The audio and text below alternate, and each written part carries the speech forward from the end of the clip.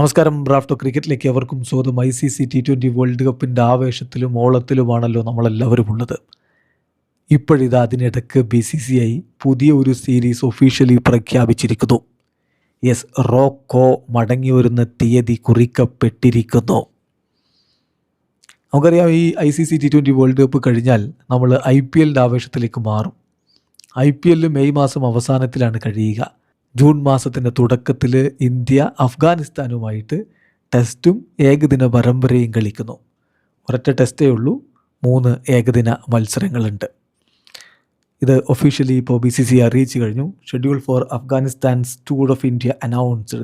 The BCCI announces the schedule for the Afghanistan men's team upcoming tour of India in June 2026 എന്ന് പറഞ്ഞുകൊണ്ട് officially അറിയിക്കുന്നു. ആദ്യം ടെസ്റ്റാണ് നടക്കുക.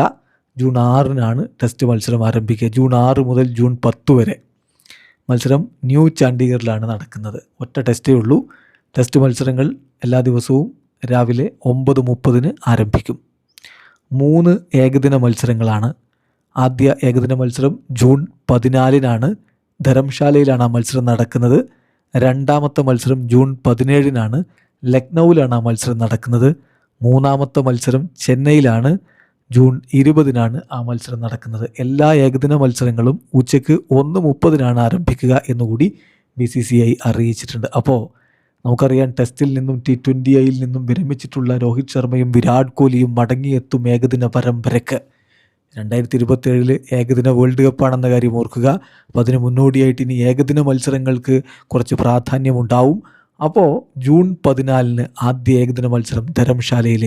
ജൂൺ 14 ഡേറ്റ് ഓർമ്മിച്ചു വെച്ചോ. റോക്കോ ഇന്ത്യൻ ജേഴ്സിയിൽ കളത്തിലേക്ക് മടങ്ങിയെത്തുന്ന ദിവസം. വീഡിയോ അവസാനിക്കുന്ന ക്രിക്കറ്റ് ലോകത്തെ കൂടുതൽ വിശേഷങ്ങളുമായി റാഫ്റ്റോക്സിൽ എത്താം.